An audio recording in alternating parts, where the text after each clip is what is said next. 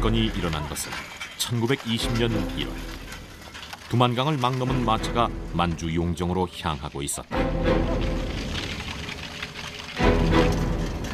마차는 일본 경찰의 호의를 받으며 비밀리에 현금을 운반하는 중이었다. 만주 철도 부설 작업으로 쓸 거액의 돈이었다. 용정을 불과 10여 킬로미터 앞둔 고갯길. 첩보를 입수한 한 무리의 청년들이 길목을 지키고 있었다.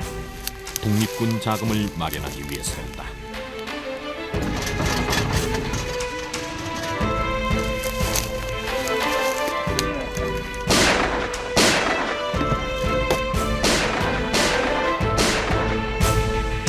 예상치 못한 기습 공격에 경찰은 맥없이 쓰러졌다.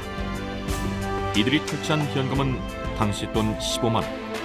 독립군 5,000명을 일시에 무장시킬 수 있는 어마어마한 돈이었다. 간도 항일운동사의 획기적 사건을 일으킨 이 청년들은 한마을 선후배 사이였다. 그곳은 바로 북간도 한인 개척지 명동촌이다.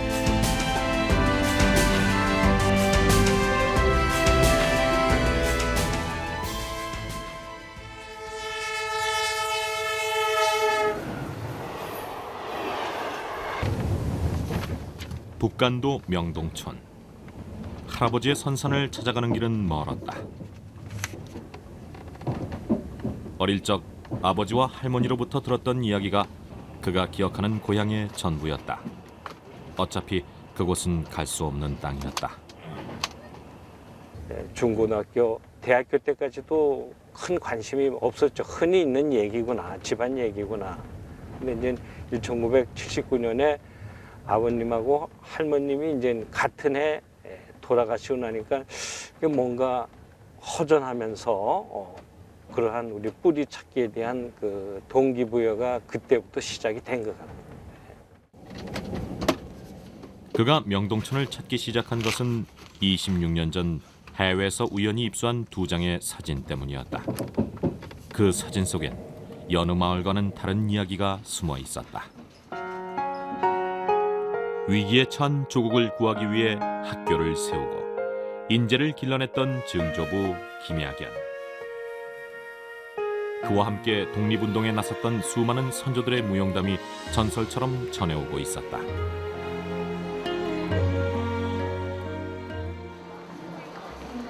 일년에 대여섯 번을 드나드는 북간도는 가족 쌓이기 전에 한민족의 역사가 묻힌 땅이었다. 연변 조선족 자치주의 중심 도시 연길. 100년 전 이곳 간도에는 한인이 전체 인구의 80%를 차지할 정도로 많았다. 지금도 거리 곳곳에서 한국을 만날 수 있는 조선족의 본거지다.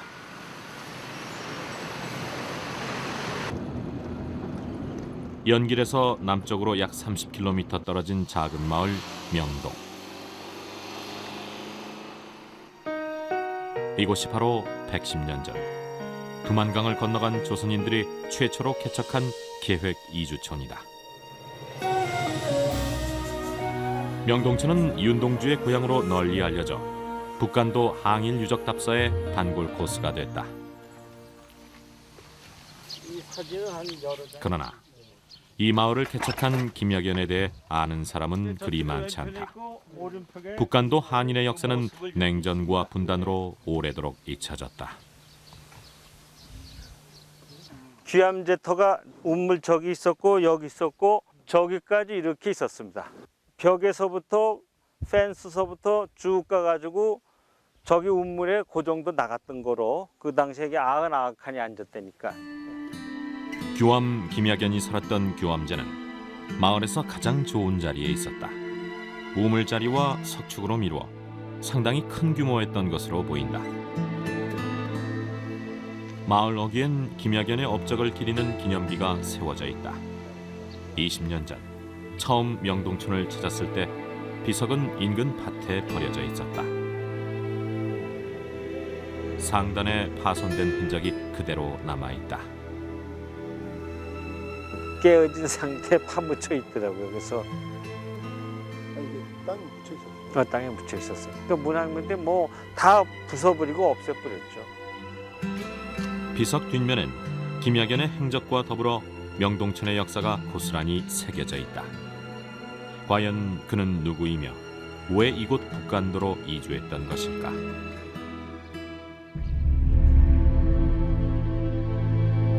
명동천에 정착한 한인들은 두만강 건너 함경북도 종성에서 온 양반들이었다. 당시만 해도 국경이 정립되지 않아 쉽게 드나드는 땅이었다. 구한말인 1899년 함경도 일대는 극심한 자연재해로 흉년이 계속되고 있었다. 김약연을 비롯한 5가문의 선비들은 강 건너 기름진 땅을 주목했다. 함경북도는 심각한 지역 차별로 조선반도 내에서의 어떤 그 희망이 대단히 약한 그런 상태였고, 또 그분들이 이주하는 상태가 벌써 일본의 국권이 넘어가는 그런 상태였기 때문에 새로운 신천지를 개척하지 않으면 안 된다라는 그러한 아마 정치적인 경제적인 이유가 충분히 이들에게 있었을 것으로 생각이 됩니다. 강물이 채 녹기 전인 2월 18일 김약연, 김하규, 문병규, 남종구가 이끄는 4가문 142명이 집단 이주했다. 이듬해 윤하현 일가가 합류, 명동천 5가문의 역사가 시작됐다. 명동천에 이주한 양반들은 직접 땅을 개간하며 성공리에 정착했다. 그들이 맨 먼저 한 일은 서당을 여는 것이었다. 선비들은 각자의 서당을 중심으로 1000세대에 달하는 한인촌을 이끌었다. 마을 이름은 조국을 밝힌다는 뜻으로 명동촌이라 지었다. 명동촌 한인들은 잘 살아보겠다는 꿈이 누구보다 컸다. 새로운 삶의 터전에서 인재를 키워 국력을 회복하고 민족의 희망을 되살리겠다는 간절한 꿈. 그 중심에 젊은 유학자 김약연이 있었다. 김약연 선생님은 이제 유학자이긴 했지만 조선시대에서는 어떻게 보면은 무관 출신의 집안들이거든요. 그러니까 좀 더 우리가 흔히 얘기하는 유학 성리학적 유교사관과는 좀 다른 상당히 실사구시적인 의식을 가졌었다라고 보고요. 마을을 개척한 지 10년이 되는 해, 김약연은 명동학교를 설립했다. 각 가문에서 운영해오던 사설서당들을 통폐합해 근대적 교육기관을 세운 것이다. 명동학교는 최초의 근대식 학교인 서전서숙을 모델로 건학이념과 교육체계를 도입해 신학문을 가르쳤다.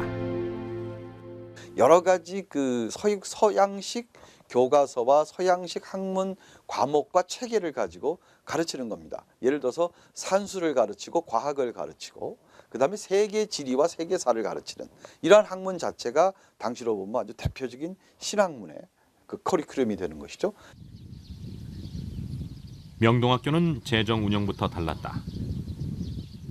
각 가문에서 가장 좋은 땅 3만 제곱미터를 따로 떼어 학교 공동재산으로 관리했다. 교사와 학생들이 틈틈이 땀 흘리며 가꾼 학전 덕분에 교육비와 숙식을 무료로 해결했다.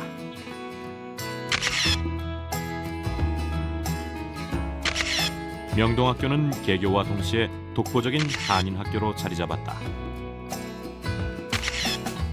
만주 일대는 물론 연해주, 조선에서도 학생들이 찾아와 규모는 하루가 다르게 커갔다. 명동학교가 간도 한인학교의 선두주자로 성장한 데에는 특별한 계기가 있었다. 정재면이란 교사를 초빙하면서부터다. 애국 비밀 결사 조직 신민의 회원이자 기독교 신자였던 정재면은 성경을 가르치고 예배를 보도록 요구했다. 맹자에 통달한 이름난 유학자였던 김약연은 난감하지 않을 수 없었다. 그러나 뜻밖에도 김약연은 기독교 교육을 수용했다. 자신의 사상보다 민족의 미래가 더 중요했다. 정재면이 오면서 명동학교에 기독교가 전파됐다. 정재면 선생은 신민회에서 민주운동과 연결을 맺기 위해서 정재면선을 파견하시는데 그 직책이 뭐냐면 바로 북한도 교육구국단 단장으로 그런 임무를 맡고 가시는 거죠. 하지만 유림들의 반대가 만만치 않았다. 기독교가 신식 교육에 적합한 새로운 사상이라 하더라도 수백 년 이어온 전통과 신념까지 버릴 수는 없었다. 사흘 밤낮에 걸친 경론 끝에 5가문의 유학자들은 기독교를 받아들이기로 결의했다. 수준 높은 민족 교육을 위한 불가피한 선택, 교육을 위해 사상까지 바꾼 것이다. 그 마을이 사실은 집단 개종 지역으로 볼 수 있습니다. 기독교로 집단적으로 개종하는 이런 과정이었는데 하도 그 가문 간에 합의가 도출이 되지 않았습니다. 사실은 이제 당시에 기독교로 개종한다는 것은 자신들이 가지고 있었던 전통적인 유교적 풍습을 상당 부분 포기하는 것이거든요. 이분들이 유림이라 하더라도 굉장히 실사구시적인 실학자적인 면모를 가졌던 분들이기 때문에 그것이 반드시 필요하다면 사상을 바꿀 수도 있다라고 생각을 하셨죠. 그래서 교육적 필요에 의해서 오히려 기독교를 받아들였다라는 특이한 사례를 보여주고 있죠. 기독교를 받아들인 명동촌 주민들은 간도 최초의 한인교회, 명동교회를 세우고 학교와 교회, 마을이 하나의 공동체를 이루는 이상적인 마을 문화를 형성했다. 주민들의 사교장이자 강습소이기도 했던 명동교회는 옛 모습을 복원해 그 자리를 지키고 있다. 현재는 명동촌의 역사를 소개하는 역사 유물 전시관으로 활용되고 있다. 인재 양성에 공을 들인 마을답게 현대사에 걸출한 인물들이 이곳에서 배출됐다. 한국인이 가장 사랑하는 시인 윤동주가 태어나고 자란 마을이 바로 이곳 명동촌이다. 윤동주 선생님은 저희 김양기 목사님의 외손주죠. 저희 왕할머니가 우리 윤한 댁에 시집 간 거죠. 윤동주의 친구 문익환은 한국 민주화 운동의 핵심 역할을 담당했고 사촌 송몽규도 시인이자 독립운동가였다. 한국 영화의 선구자 나온규를 비롯해 명동학교 출신들은 예술적 감수성이 남달랐다. 이 명동학교는 일찍부터 교지를 서로 편집해서 문학 잡지를 학생들이 자율적으로 만들어낸다든가 또는 연극반을 만들어서 연극 활동을 한다든가 또는 음악교육이라든가 미술교육과 같은 예체능 교육이 대단히 발달한 그런 학교였다는 것이 여러 그 커리큘럼에서 증명이 되고 있습니다. 명동학교는 일제가 금소로 지정한 교과서를 사용했다. 민족과 애국을 강조하는 내용 때문에 중국 정부도 금지할 정도였다. 학생들은 군사교육도 받았다. 김학연은 미주 대한인 국민의 안창호에게 편지를 보내 군사교제를 요청하기도 했다. 김홍일 장군을 수출했는데 김홍일 장군은 뭘 가르쳤냐면 체육을 가르쳤어요. 그러면 체육이 그냥 단순한 체육이냐? 그게 아니고 군사체육입니다. 그러니까 명동학교 학생들은 단순한 체육을 배운 것이 아니라 장래 국권 회복을 위한 어떤 그 독립운동이 일어나서 군사체육을 배웠던 거죠. 명동학교는 여학생을 위한 교육과정도 따로 개설했다. 당시 여자들은 이름조차 없었던 현실과 비교할 때 명동여학교의 설립은 그야말로 획기적인 일이었다. 우리가 일본을 이기려면은 여성을 집안에 가둬서는 일본을 절대 이길 수 없다라고 본 거죠. 여성을 해방시키고 여성에게 공부를 잘 가르쳐야 돼요. 왜? 왜 그러냐 하면 그 여성이 자식을 낳고 그 자식이 앞으로 우리 조국을 키워줘야 되기 때문에. 그러나 세상은 그들의 뜻대로 돌아가지 않았다. 대한제국의 국권을 집어삼킨 일본은 간도를 노렸다. 일제는 간도의 파출소를 개선하고 한인들을 통제하기 시작했다. 왜 을사조약이 느결되었기 때문에 일제가 대한제국 정부를 대신해 가지고 간도 영유권을 주장을 했고 그러한 어떤 그 간도 영유권을 결국은 간도 임시 파출소를 세움으로써 자기들의 어떤 그걸 정당성을 확보하려고 했던 거죠. 일본은 대한제국을 대신해 간도의 영토권을 주장하며 청나라와 협상을 시도했다. 1909년 간도 협약으로 일제는 철도 부설권과 탄광 채굴권을 얻은 반면 청은 일제로부터 간도 영역권을 넘겨받았다. 이로써 간도는 중국으로 넘어가고 말았다. 일제 입장에서는 어차피 내가 먹을 땅이니까 지금은 그냥 뭐 중국한테 넘겨준다. 실제로 그렇게 32년에 만주사변 이후에 뭐 다 차지했으니까. 근데 문제는 우리나라는 그 이후에 간도 영유권에 대해서 더 이상 문제를 제기를 하지 못했다는 거죠. 간도 협약과 일본의 강제 병합으로 망명객의 신세로 전락한 간도 한인들은 자신들의 권익 보호를 위해 자치기구 간민회를 결성했다. 김학연이 회장을 맡아 한인 자치를 이끌었다. 신해 혁명으로 새로 들어선 중화민국 정부는 한인 자치에 우호적이었다. 지방정부 청사에 간민회 사무실도 내주었다. 제 할아버님이 이제 간민회를 만들었을 적에 여 사무실에서 모든 행정과 만남과 이루어진 그 유일한 청조 때 건물입니다. 네. 간민회는 한인들의 정착을 돕기 위해 입적운동을 벌였다. 중국법의 보호 아래 권리를 지키고 일제의 통제를 막기 위해서였다. 간민회는 한인들의 교육과 계몽, 재산 증식에 앞장서는 동시에 반일 민족 활동을 전개했다. 간민회가 제일 먼저 했던 사업이 뭐냐 하면은 호구 조사를 하게 됩니다. 호구 조사. 그건 인구 조사이죠. 인구 조사라는 것은 우리가 이제 한인 스스로를 통치하겠다라고 하는 의지를 갖고 있는 것이고요. 일본 입장에선 자신들의 통치를 방해하는 간민회가 눈엣가시였다. 일제는 간민회를 불령선인, 즉 불온한 사상을 가진 조선인 단체라 보고 동향을 예의주시했다. 불령선인의 두목으로 지목된 회장 김학연은 일제 집요한 감시 대상이 됐다.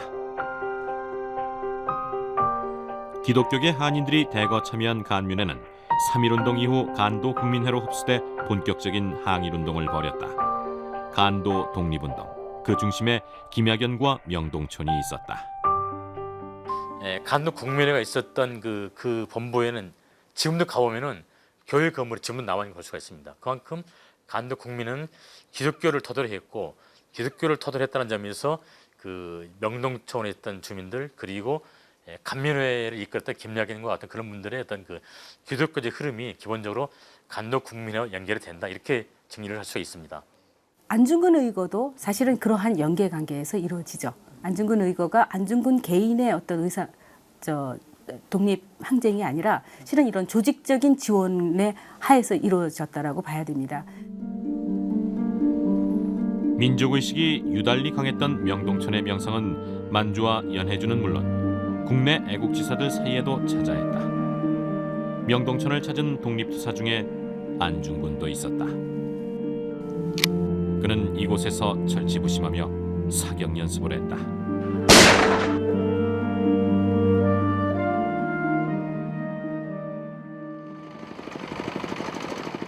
명동촌을 거쳐간 반일 지사들의 활동은 명동촌 아이들에게 항일 의식과 민족적 자긍심을 불러일으켰다. 독립의 뜻을 둔 청년들은 군사훈련을 자청하며 산으로 들어갔다. 요 재 넘어서 저쪽에 있어요. 저쪽 꼭대기에. 명동천에서 동북쪽으로 약 300km 떨어진 러시아 접경 지역 왕청현 라자구. 저 바위에 저 동굴 보이죠 저거 지금. 네. 산 위 천연 동굴에 독립군의 흔적이 있다고 했다. 아직 국내에 제대로 소개된 바 없는 유적이다. 이 바위 굴릅니다. 조심하시오. 조심하세요.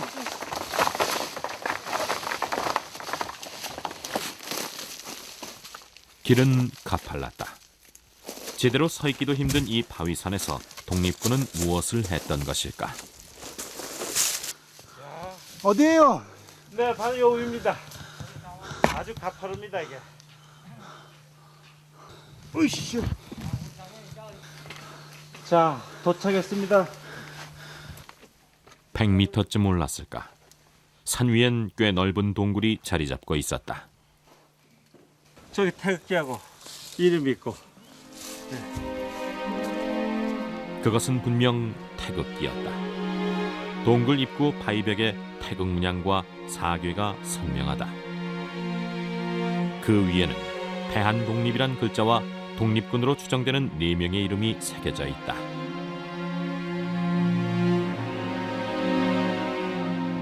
대체 이 외진 동굴에 태극기를 새긴 이들은 누구일까? 그리고 그들은 언제 어떻게 이곳에 온 걸까?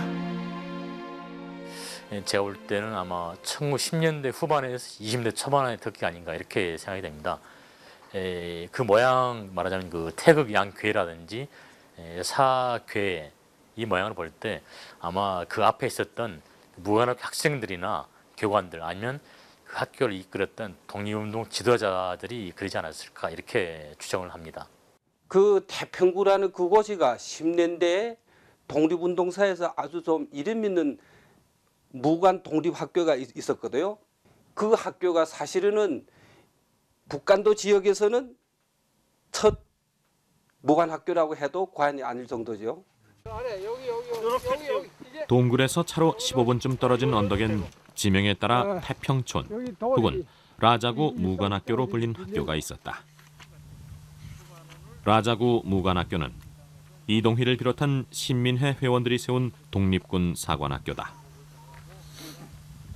네, 한데 가게 되면 그 학교의 교장은 이제 이동희가 맡고, 그다음에 이제 그 오영선, 그다음에 이제 장기영, 남궁선, 이분들은 다 이제 창동학교, 와령동학교 여기 교원들이었습니다. 학생들은 주로 창동, 정동, 명동학교 등 이른바 항일 민족학교에서 온 청년들이었다.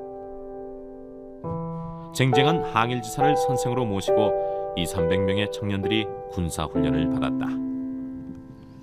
흔적이라는 게 그때 비슬나무 한 대 한 그루 있고, 그다음에 이 학교 교사를 짓던 기초돌이 이게 다 지금 밭의 일금에서 여기다 싹 모아놨. 이 돌들. 라자구 무관학교는 개교 1년 만에 문을 닫았다. 일제의 탄압과 재정난을 이기지 못하고 끝내 해산했다. 하지만 이곳에서 배출한 학생들은 독립군 핵심 세력으로 성장했다.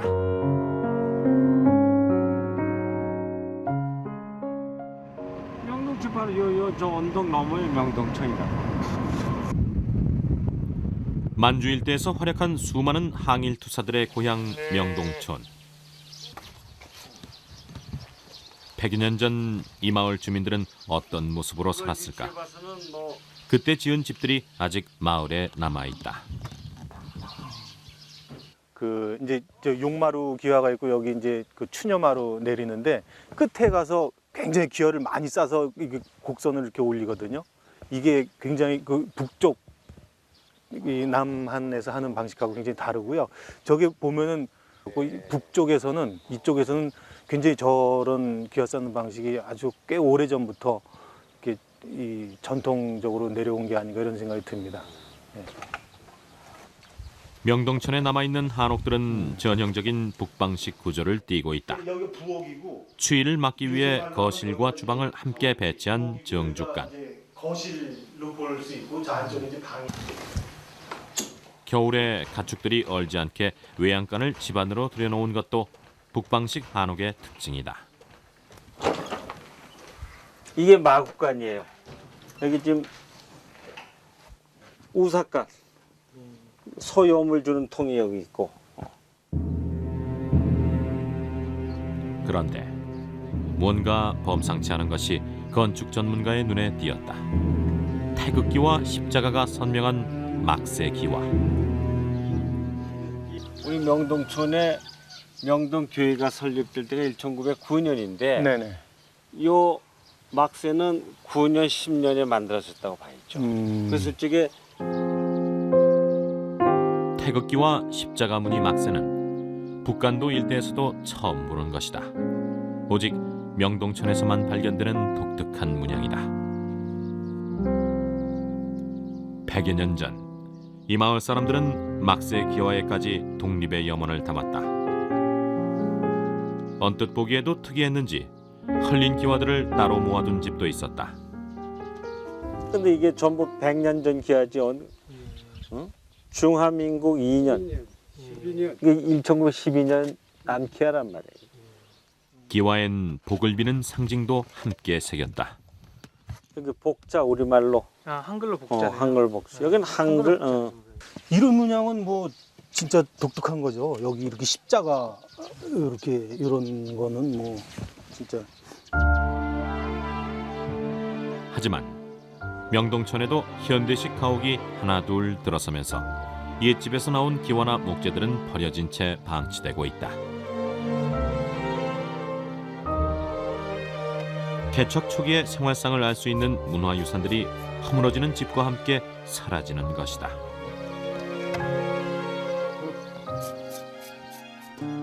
명동천 주민들은 민족 고유의 전통 의례를 지키면서도 근대 문물을 적극 수용했다.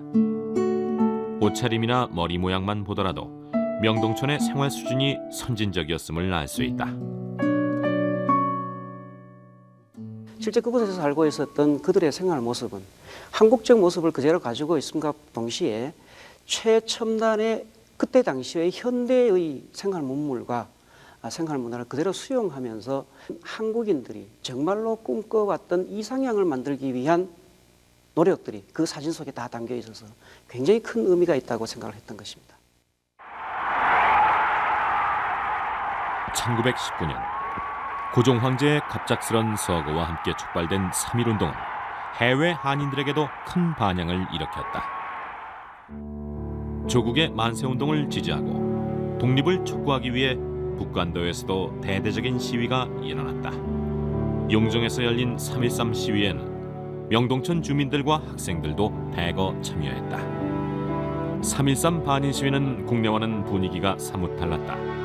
그들은 독립을 기정사실화하고 연해주와 만주, 국내의 모든 애국 세력이 연합한 전민족적 독립투쟁으로 확산시키려 했다.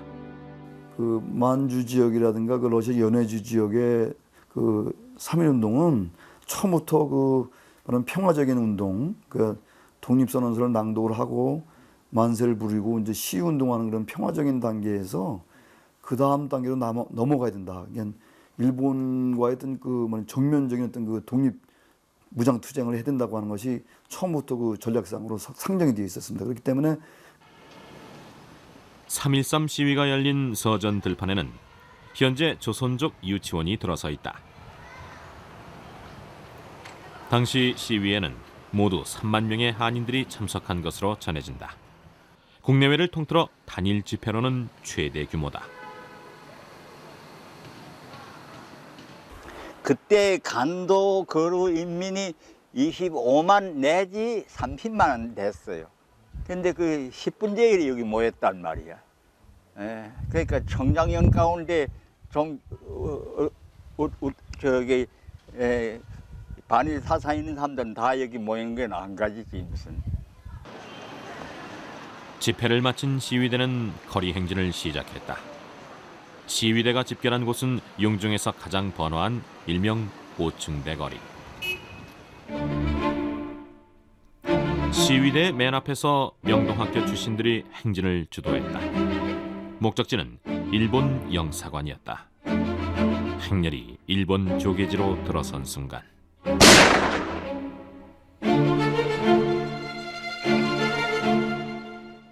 총격을 받고 쓰러진 시위대는 인근 제창병원으로 옮겨졌다.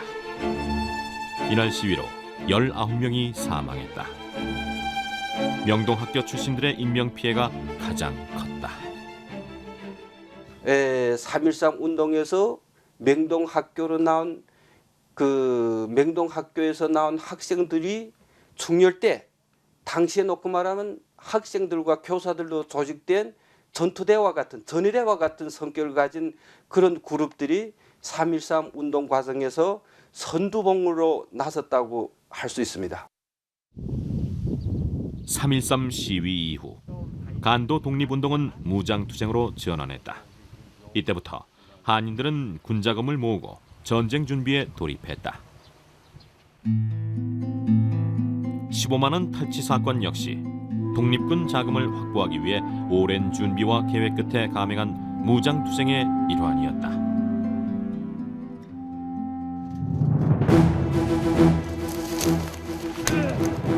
일제가 무장경찰까지 동원해 비밀리에 운송하던 거액의 철도 부설 자금을 중도에서 급습한 전대미문의 대탈취금 15만 원 사건. 일본을 상대로 대담한 행동을 벌인 한인 청년들은 1915년경 명동촌을 중심으로 결성된 항일 무장단체 철혈광복단원들이었다. 명동촌 인근 동량어구에서 거사를 일으킨 이들은 명동학교와 라자구 사관학교에서 훈련받은 정예의 독립군이었다. 그때 돈 15만 원이면 시장적이 한국에서 온 학생들이 15만 원이라고 하면 아주 적은 걸 보는데 그때 돈 일본 아들 돈 15만 원이라는 게 대단해요. 10원이면 장총 하나 싼다 했어요. 지금 돈으로 대략 100억 원에 달하는 거금을 탈취한 이들은 무기 구입을 위해 만주를 벗어나 러시아 블라디보스토크로 잠입했다. 그러나 일제 밀정의 신고로 현지에서 체포되고 거사는 결국 실패로 돌아가고 말았다. 일제의 간담을 서늘하게 만들었던 철혈광복단원들은 서울로 압송됐고 이듬해 8월 사형이 집행됐다. 군작을 마련하고 그 군작을 바탕으로 독립군은 무기를 마련하는 그런 실제적인 구체화 과정이었다는 점에서 바로 1920년대 항일 무장투쟁의 구체화 과정이었다. 이렇게 평가를 할 수가 있습니다. 15만 원 사건으로 본격 발화된 간도 무장투쟁은 독립군 최대 승전 봉오동 전투로 이어졌다. 바로 여기가 그 봉오동 전투를 벌인 현장 전적지입니다. 돌련한 그 바람이 세게 불고 비가 막 나와서 앞이 잘 보이지 않고 이런 정화에서 싸움이 벌어졌습니다. 홍범도, 안무, 최진동이 이끄는 독립군 연합부대가 두만강에 주둔한 일본 수비대를 습격. 이들을 유인해 도문시 봉오동 일대 계곡에서 대파한 것이 바로 봉오동 승첩이다. 만주에서 최초로 벌어진 독립군과 일본군의 대격전에서 일본군은 막대한 피해를 입었다. 그 1920년 6월 7일 봉오동 성첩이 있게 됩니다. 여기에서 일제는 굉장히 큰 충격을 받죠. 그러니까 일제의 당시 국가의 일본에서는 입장에서는 당시 자국의 국가 안위에 가장 위험되는 요소가 만주 지방의 항일 독립운동 세력이라고 판단을 하게 돼요. 봉오동 전투가 일어난 지 넉 달 후인 10월 2일 홍춘 일본 영사관에 뜻밖의 사건이 터졌다. 400여 명의 마적들이 일본 영사관을 급습한 것이다. 이른바 훈춘 사건. 마적들은 영사관에 불을 지르고 일본인과 조선인 17명을 살해했다. 그런데 마적들의 배후엔 일본이 있었다. 훈춘 사건은 일제가 벌인 자작극이었던 것이다. 일제는 자국민의 생명과 재산 보호를 구실로 만주에 대대적인 병력을 투입했다. 이 같은 사실은 일제 문서에도 드러나 있다. 훈춘 사건 2달 전인 8월에 이미 독립군 토벌 작전을 세우고 간도 출병의 기회만 노린 것이다. 훈춘 사건이 일어난 바로 그날 일본은 기다렸다는 듯 5만 병력을 만주로 차출했다. 일본군은 독립군을 토벌한다는 구실을 내세워 간도에 거주하는 한인 민간인들까지 닥치는 대로 학살했다. 일제의 만행은 잔인했다. 불과 2달 동안 3,600여 명의 한인들이 피살되고 민가 3,500여 채, 학교 60개교가 불탔다. 명동학교는 일본군이 가장 먼저 노린 공격 대상이었다. 일본군은 처음부터 명동학교를 항일 독립운동의 근거지로 지목하고 대대적인 수색에 들어갔다. 학교를 샅샅이 뒤진 끝에 조선과 일본의 영토를 분리 표시한 지도와 태극기를 찾아내 트집을 잡았다. 그러면 이제 한인 청년들을 그 교육시켜서 그러면 독립운동의 어떤 그 뭐냐면 지도자들로 양성을 하고 또 독립군의 어떤 그 장교로서 양성을 하고 이런 것들이 이제 1910년대, 1920년대 초까지 이제 진행되었기 때문에 일본 입장에서 보면은 그 명동학교라고 하는 것은 바로 독립군의 어떤 여러 가지 근거지 중에 하나고 그 독립군 양성기관의 이제 하나로 파악을 했던 것이고. 명동학교는 일본군의 손에 소각됐다. 한도 이주 한인들이 독립의 꿈을 키우며 가꾸었던 학교는 그렇게 사라지고 말았다.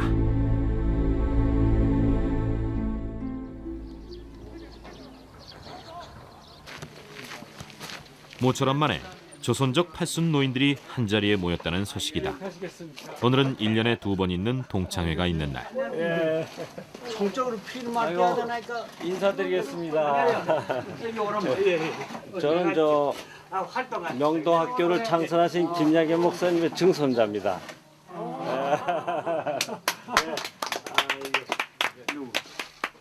반갑습니다. 김야견이란 이름만으로 대환영이다. 용정에 사는 조선족 노인치고 김야견을 모르는 사람은 거의 없다. 김기섭 씨 아들입니다. 아이고 앞서 1차에 오신 거 만나지 못해 유감스럽습니다. 장자촌에 와서 명동에 와서 김야견 목사님 이름이 다 지어졌어요. 우리 할머 이름이 없다면 옛날에 여자 이름이 있으니까 지금 살았으면 150세나 되겠네. 충성스럽게 믿으라고 윤충시라고 이름 저고 우리 그런 할머니 아들이었고 맨 딸만 있지 않게 다 김야견 목사님이 이름 줘서 신국이, 신춘이, 신보이, 신숙이. 신숙이라고 제일 막내니 유붕겸다. 또 모임에 참석한 조선족 노인들은 김야견의 지혜자들이다. 그래서 1932년 이들이 다닌 은진학교와 명신여학교는 김야견이 말년에 이사장으로 재직했던 곳이다. 김야견은 이들을 가르치며 마지막 열정을 바쳤다. 아니 내일 이런 모임인데 여기 명동학교가 폐교된 후 김야견은 용정으로 이주했다. 용정의 은진학교와 명신여학교는 민족교육을 이어갈 유일의 학교라고 판단했다. 캐나다 선교사들이 설립한 이 학교는 일제의 탄압과 공사나 바람을 피할 수 있고 수준 높은 서양식 교육이 가능했다. 민족교육과 신학문의 열의가 컸던 김야견은 이 학교에서 직접 한학과 성경을 가르쳤다. 나 원래 연길에서 일본 아들이 만든 공업학교로 다녔어요. 그러다가 2학년 때 은진학교에 갔는데 거기 가니까 조선말로 마음대로 할 수 있단 말이에요. 난 저 학교 전교 탁구 선수입니다. 우리 탁구를 잘해서 우리 3년 연승해서 전 간도성 그 집에 내 사진 있습니다. 어머니 탁구 대표 선수. 네, 우리 학교 선수입니다. 벌써 70년이 다 된 일이지만 학창 시절을 떠올릴 때면 생기가 돈다. 시작. 아래마라 남경터에 흥룡강을 등에 지고 만세 만세 우리 은지 노래를 부르자. 예, 좋다. 교가 부르신 거죠, 교가? 교가입니다. 어떠세요? 부르니까 기억나세요? 옛날 생각 많이 나세요? 아주 감개무량합니다.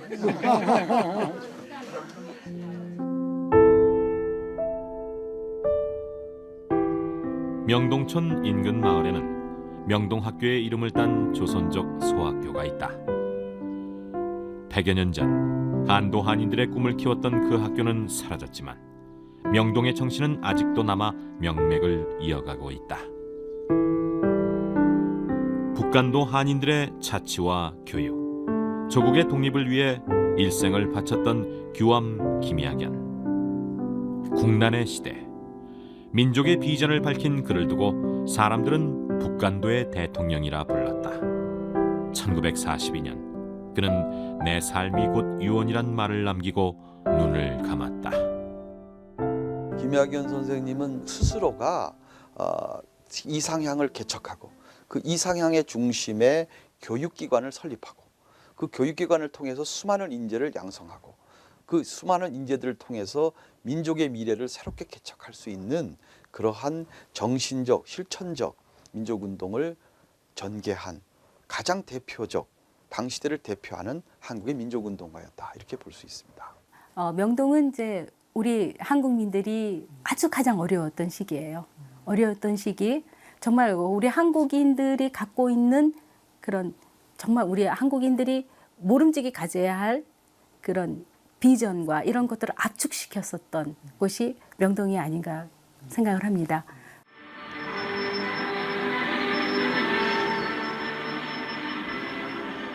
격동의 한 세기를 지나는 동안 국적이 바뀌고 시대가 달라졌다. 그러나 여전히 북간도 이곳엔 민족의 문화와 언어를 이어받은 아이들이 자라고 있다. 조국의 광복을 꿈꾼 선구자의 땅 북간도. 강하고 부유한 조국을 갖고 싶었던 한인들의 꿈은 역사와 함께 흘러왔다. 최신의 교육과 민족의 자부심으로 미래를 밝혔던 아비들처럼 그 자손들도 다음 세대에게 희망의 시대를 열어줄 것이다. 국난의 위기 앞에 스스로 등불이 돼 조국의 미래를 밝혔던 명동촌 사람들. 그들이 온몸으로 일궈낸 개척과 도전의 역사가 북간도 명동촌 거기에 있다.